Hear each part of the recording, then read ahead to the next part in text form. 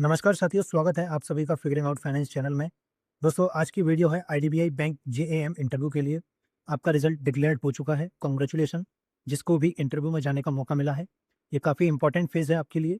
इसको आप बड़े इफेक्टिवली यूज़ कीजिए ताकि आप इंटरव्यू को क्लियर कर सकें। दोस्तों, आज की वीडियो है आईडीबीआई बैंक प्राइवेटाइजेशन, और जो गवर्नमेंट ने मार्च 2026 में प्लान किया था स्टेक सेल का, वो अनसक्सेसफुल रहा।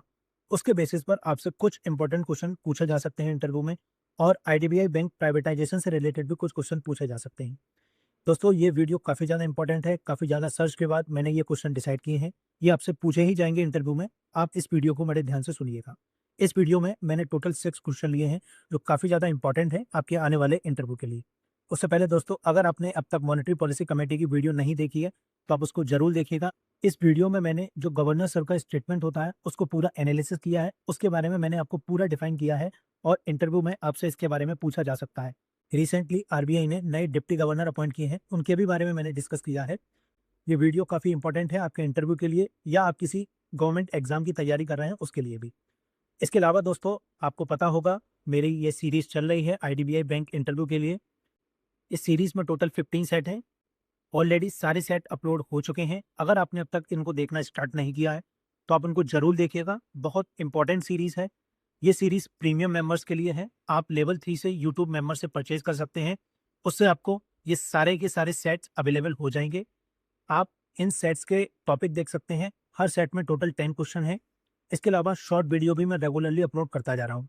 लिमिटेड पीरियड ऑफर है, आप इसको ज्वाइन कीजिए और अपनी प्रिपरेशन को काफ़ी ज़्यादा एनहेंस कीजिए।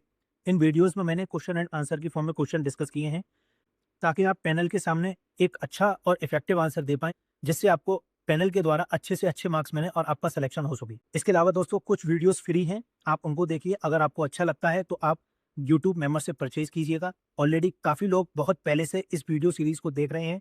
अगर आपने अब तक परचेज नहीं किया है, तो आप इसको ऑलरेडी देखिएगा। पार्ट 1, पार्ट 2 ऑलरेडी फ्री हैं। ऑलमोस्ट इन दोनों वीडियोस पर 2000 से ज़्यादा व्यूज़ हो चुके हैं। आप इसको देखिएगा और अपनी प्रिपरेशन को एनहांस कीजिएगा।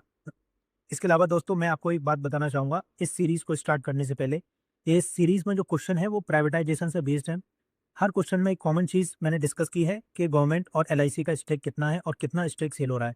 तो आप इसको ये मत समझिए कि मैं हर चीज़ को रिपीट कर रहा हूँ। क्वेश्चन के हिसाब से उस चीज़ को लेना ज़रूरी था, इसलिए मैंने उसको आंसर में ऐड किया है। तो आप बोर नहीं होइएगा, आप वीडियो को लास्ट तक ज़रूर देखिएगा। इसके अलावा लास्ट में मैंने कुछ प्लेलिस्ट सजेस्ट किए हैं, जो काफ़ी ज़्यादा इंपॉर्टेंट है आपके आईडीबीआई बैंक इंटरव्यू के लिए, इसलिए वीडियो को लास्ट तक ज़रूर देखिएगा। तो चलिए आज का वीडियो शुरू करते हैं। आज का पहला क्वेश्चन है, since you are applying to join IDBI bank, we expect you to be well inform. What is the current status of IDBI bank's privatisation and stake sale process. चलिए देखते हैं पैनल को एक अच्छा आंसर कैसे दें। Sir, IDBI bank का privatisation government of India का एक बहुत इंपॉर्टेंट डिसइन्वेस्टमेंट इनिशिएटिव रहा है। अभी करंट सिचुएशन ये है कि गवर्नमेंट के पास अराउंड 45.48% स्टेक है, और एलआईसी के पास 49.24% स्टेक है। दोनों का मिलाकर टोटल होल्डिंग 94.72% है। सर, गवर्नमेंट का प्लान था कि अराउंड 60.72% स्टेक एक स्ट्रेटेजिक बायर को बेचा जाए, जिससे मैनेजमेंट कंट्रोल भी ट्रांसफर हो सके। इस प्रोसेस में फरवरी 6 2026 को फाइनेंशियल बिड सबमिट हुई थी। दो मेजर बिडर आए थे, Canada based Fairfax financial holding और दुबई बेस्ड एमिरेट्स एनबीडी। लेकिन सर, प्रॉब्लम यह हुई कि दोनों बिड्स गवर्नमेंट के रिजर्व प्राइस से नीचे थे। इसी वजह से मार्च 2026 में सेल प्रोसेस को टेम्परेली कॉल ऑफ कर दिया गया। बट सर, गवर्नमेंट ने क्लियर किया है कि प्राइवेटाइजेशन प्रोसेस कंप्लीटली बंद नहीं हुआ है। फाइनेंस मिनिस्टर निर्मला सीतारमन जी ने भी कहा था, there is no halting, it will happen again. अब गवर्नमेंट फ्रेश वैल्यूएशन एक्सरसाइज कर रही है और प्रोसेस को दोबारा रीलॉन्च करने की प्लानिंग चल रही है। सितंबर 2026 को रिवाइज टारगेट टाइमलाइन के रूप में देखा जा रहा है। नेक्स्ट क्वेश्चन है, you must be aware that the IDBI bank stake sale could not be completed by March 2026। In your view, why did it stall and what is the current status. चलिए देखते हैं panel को एक अच्छा answer कैसे दें। Sir, मेरे understanding के according IDBI bank stake sale March 2026 तक कंप्लीट नहीं हो पाया। मेनली इसलिए क्योंकि शॉर्ट लिस्टेड बिडर ने गवर्नमेंट के एक्सपेक्टेड रिजर्व प्राइस से कम फाइनेंशियल बिड सबमिट की थी। इस प्रोसेस में दो मेजर बिडर थे, कनाडा की फेयरफैक्स फाइनेंशियल होल्डिंग और दुबई की एमिरेट्स एनबीडी। गवर्नमेंट और एलआईसी मिलकर टोटल 6.72% स्टेक सेल करना चाहते थे। इसमें गवर्नमेंट अपना 30.48% स्टेक और एलआईसी अपना 30.24% स्टेक डाइवेस्ट करने वाली थी। सर, फाइनेंशियल बिड फरवरी 2026 में सबमिट हुई थी। टारगेट था कि डील को 31 ऑफ मार्च 2026 तक कंप्लीट कर दिया जाए, लेकिन जो बिड आई वो गवर्नमेंट की मिनिमम एक्सपेक्टेड वैल्यूएशन को मीट नहीं कर पाई। इसके पीछे वीक मार्केट सेंटिमेंट भी एक इंपॉर्टेंट रीजन था। साथ ही वेस्ट एशिया कॉन्फ्लिक्ट की वजह से ग्लोबल अनसर्टेनिटी और रिस्क परसेप्शन भी बढ़ गया था, जिसकी वजह से बिडर कैपवस अप्रोच ले रहे थे। इस रीजन से दीपम ने ऑफिशियली स्टेक सेल प्रोसेस को कॉल ऑफ कर दिया। एंड सर, करंट स्टेटस की बात करें तो गवर्नमेंट अब प्रोसेस को रिवाइव करने के ऑप्शन एक्सप्लोर कर रही है। रिपोर्ट्स के अकॉर्डिंग रिजर्व प्राइस को अराउंड 20% तक रिड्यूस करने पर भी कंसिडरेशन चल रहा है, ताकि फ्यूचर में ट्रांजैक्शन को सक्सेसफुली कंप्लीट किया जा सके। नेक्स्ट क्वेश्चन है, the government is reportedly reviving the IDBI bank sale by considering cutting the reserve price. Can you explain what reserve price means in this deal and what has happened so far. चलिए देखते हैं panel को एक अच्छा answer कैसे था। Sir, reserve price का मतलब होता है मिनिमम प्राइस। इससे कम प्राइस पर गवर्नमेंट अपनी स्टेक बेचना नहीं चाहती। आईडीबीआई बैंक प्राइवेटाइजेशन केस में गवर्नमेंट और एलआईसी मिलकर टोटल 60.72% स्टेक सेल कर रहे हैं। इसमें गवर्नमेंट का अराउंड 30.48% और एलआईसी का अराउंड 30.24% स्टेक है। सर, रिपोर्ट्स के अकॉर्डिंग इस डील का रिजर्व प्राइस लगभग 90,000 करोड़ रुपीज रखा गया था। ये वैल्यूएशन मेनली बैंक के असेट और ओवरऑल बिजनेस वैल्यू को देखकर डिसाइड की गई थी। फरवरी 2026 में फाइनेंशियल बिड रिसीव भी हुई थी। मेजर बिडर्स में कनाडा की फेयरफैक्स फाइनेंशियल होल्डिंग और दुबई की एमिरेट्स एनबीडी जैसे नाम शामिल थे। लेकिन प्रॉब्लम ये हुई, जो बिड रिसीव हुई वो रिजर्व प्राइस से नीचे थी। इसलिए गवर्नमेंट ने मार्च 2026 में पूरा प्राइवेटाइजेशन प्रोसेस टेम्परेली हॉल्ट कर दिया। अब गवर्नमेंट इस डील को रिवाइव करने की कोशिश कर रही है। रिपोर्ट्स के अकॉर्डिंग रिजर्व प्राइस को अराउंड 20% तक रिड्यूस करने पर कंसिडरेशन चल रहा है, ताकि बिडर की इंटरेस्ट बढ़े और ट्रांजैक्शन कंप्लीट हो सके। करंट टारगेट ये बताया जा रहा है सेल प्रोसेस को सितंबर 2026 तक कंप्लीट किया जा सके। नेक्स्ट क्वेश्चन है, IDBI bank has a very low public share holding of around 5.29%। Why is this a problem and what is the offer for sale route the government is considering to fix it. चलिए देखते हैं panel को एक अच्छा answer कैसे दें। Sir, अभी IDBI bank का पब्लिक शेयर होल्डिंग सिर्फ 5.29% है। बाकी मेजर स्टेक एलआईसी और गवर्नमेंट के पास है। सर, इतना लो पब्लिक फ्लोट एक प्रॉब्लम इसलिए होता है क्योंकि मार्केट में शेयर की अवेलेबिलिटी बहुत कम हो जाती है। इससे प्रॉपर प्राइस डिस्कवरी नहीं हो पाती, लिक्विडिटी रिड्यूस हो जाती है और बैंक की एक्चुअल मार्केट वैल्यूएशन भी एक्यूरेटली रिफ्लेक्ट नहीं होती। साथ ही सेबी के रूल है कि लिस्टेड कंपनी में मिनिमम 25% पब्लिक शेयर होल्डिंग होनी चाहिए, लेकिन आईडीबीआई बैंक अभी भी इस रिक्वायरमेंट से काफ़ी दूर है। इस इशू को सॉल्व करने के लिए government offer for sale route consider कर रही है। ऑफर फॉर सेल इस प्रोसेस में एग्जिस्टिंग शेयर होल्डर यानी गवर्नमेंट या एलआईसी अपने शेयर डायरेक्टली स्टॉक एक्सचेंज के थ्रू पब्लिक और इंस्टीट्यूशनल इन्वेस्टर को सेल कर रही है। इसमें नए शेयर्स इशू नहीं किए जाते।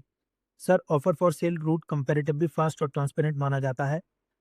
अगर ऑफर फॉर सेल के थ्रू पब्लिक शेयर होल्डिंग को अराउंड 10 से 15% तक इंक्रीज किया जाता है, तो मार्केट लिक्विडिटी इंप्रूव होगी, प्राइस डिस्कवरी बेटर होगी और इन्वेस्टर का पार्टिसिपेशन भी बढ़ेगा। ये स्टेप स्पेशली इंपॉर्टेंट तब बना जब मार्च 2026 में proposed 60.72% combined stake sale successful नहीं हो पाया, क्योंकि जो बिड आए थे वो गवर्नमेंट के रिजर्व प्राइस से लोअर थे। नेक्स्ट क्वेश्चन है, if IDBI is privatize what regulatory approval would the buyer still need. चलिए देखते हैं पैनल को एक अच्छा आंसर कैसे दें। सर, बिड जीतने के बाद भी आईडीबीआई बैंक का बायर डायरेक्टली फुल कंट्रोल नहीं ले सकता। उसके लिए कुछ इंपॉर्टेंट रेगुलेटरी अप्रूवल लेना जरूरी होता है। सबसे पहले आरबीआई यानी reserve bank of India successful bidder का final fit and proper assessment करता है। आरबीआई ये चेक करता है नया ओनर फाइनेंशियली साउंड है या नहीं, उसकी इंटीग्रिटी और गवर्नेंस स्टैंडर्ड प्रॉपर है या नहीं। Second, competition commission of India यानी सीसीआई का अप्रूवल भी रिक्वायर्ड होता है। सीसीआई इंश्योर करता है कि इस एक्विजिशन से बैंकिंग सेक्टर में कंपटीशन पर नेगेटिव इम्पैक्ट ना पड़े। Third, SEBI take over regulation के अकॉर्डिंग विनिंग बिडर को आईडीबीआई बैंक के माइनॉरिटी शेयर होल्डिंग के लिए मैंडेटरी ओपन ऑफर देना होता है। इससे माइनॉरिटी शेयर होल्डर को फेयर एग्जिट अपॉर्चुनिटी मिलती है। इसके अलावा सेबी ने 23 अगस्त 2025 को एलआईसी को पब्लिक शेयर होल्डिंग के रूप में रिक्लासिफाई करने की अप्रूवल भी दे दी थी, जो डील क्लोजर के लिए एक इंपॉर्टेंट प्री रिक्विजिट कंडीशन थी। आज का लास्ट क्वेश्चन है, IDBI bank's privatization process has been in discussion for quite some time. Given this ongoing uncertainty around ownership, how would you personally feel about joining IDBI Bank right now? Does this situation worry you at all? चलिए देखते हैं panel को एक अच्छा answer कैसे दें। Sir, honestly speaking मुझे ये सिचुएशन बिल्कुल भी वरी नहीं लगती, बल्कि ये मुझे और ज़्यादा मोटिवेट करती है कि मैं आईडीबीआई बैंक का पार्ट बनूं। सर, मेरे अकॉर्डिंग ऑनरशिप चेंज होना एक अलग चीज़ है, लेकिन किसी भी बैंक की रियल स्ट्रेंथ उसकी फाइनेंशियल परफॉर्मेंस, मैनेजमेंट क्वालिटी और कस्टमर ट्रस्ट से पता चलती है। अगर हम आईडीबीआई बैंक के रिसेंट परफॉर्मेंस को देखें तो बैंक ने फाइनेंशियल ईयर 24-25 में अराउंड 7,515 करोड़ का नेट प्रॉफिट रिपोर्ट किया है, जो कि प्रीवियस ईयर के कंपैरिजन में ऑलमोस्ट 33% ग्रोथ हुई है।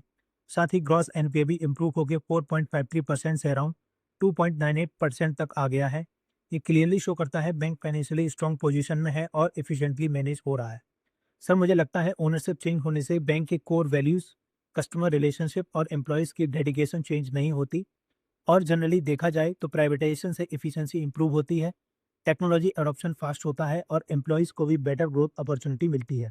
इसलिए सर, मैं इस सिचुएशन को अनसर्टेनिटी के फॉर्म में नहीं देखता, मैं इसे आईडीबीआई बैंक के ट्रांसफॉर्मेशन फेज के रूप में देखता हूँ। अगर मुझे अपॉर्चुनिटी मिलती है तो मैं पूरी सिंसियरिटी के साथ बैंक के फ्यूचर ग्रोथ में कंट्रीब्यूट करना चाहूँगा, चाहे ओनरशिप स्ट्रक्चर कुछ भी हो। दोस्तों, आज की वीडियो में इतना ही। उम्मीद है वीडियो पसंद आई होगी। इसके अलावा मेरे कुछ सजेशन है आपके लिए। सबसे पहले तो आप ये प्लेलिस्ट सेव कर लीजिएगा, तो जितनी भी आईडीबीआई बैंक से रिलेटेड इंटरव्यू वीडियोस आएंगी वो आपको इसी प्लेलिस्ट में मिलेंगी। इसके अलावा आप आरआरबी पीओ की पुरानी प्लेलिस्ट भी देख सकते हैं। उसमें भी मैंने काफ़ी इंपॉर्टेंट क्वेश्चन कराए हैं, स्पेशली जो कॉमर्स बैकग्राउंड से हैं और जो बैंकिंग में ऑलरेडी काम कर रहे हैं और ऑफिसर पोस्ट की तैयारी कर रहे हैं, उसके लिए भी मैंने इसमें वीडियोस बनाई हुई हैं, आप उनको भी चेक कर सकते हैं। इसके अलावा दोस्तों, अगर आपको लगता है आपको बैंकिंग टर्म्स आते हैं बट आप पैनल के सामने एक्सप्लेन नहीं कर पाते, तो ये बैंकिंग टर्म्स की शॉर्ट वीडियो बहुत इंपॉर्टेंट है आपके लिए। इसमें मैंने पैनल स्टाइल में बताया है कि कैसे एक कैंडिडेट को इफेक्टिव आंसर देना चाहिए पैनल के सामने, जिससे पैनल के ऊपर एक अलग ही इंप्रेशन पड़े और आपको ज़्यादा से ज़्यादा मार्क्स मिलें इंटरव्यू में। इसके अलावा दोस्तों, अगर आप किसी और इंटरव्यू की तैयारी कर रहे हैं, एक बार आप चैनल को विजिट जरूर कीजिएगा। काफ़ी सारी प्लेलिस्ट बनी हुई है डिफरेंट डिफरेंट बैंक और इंश्योरेंस इंटरव्यू के लिए। इसके अलावा दोस्तों, अगर आपकी कोई क्वेरी या सजेशन हो या आप चाहते हो कि मैं कोई स्पेसिफिक क्वेश्चन कवर करूं आपके इंटरव्यू के लिए, तो आप मुझे डायरेक्ट मैसेज कर सकते हैं इंस्टाग्राम या टेलीग्राम पर। लिंक आपको डिस्क्रिप्शन बॉक्स में मिल जाएगा। Thanks for watching and all the best for your interview.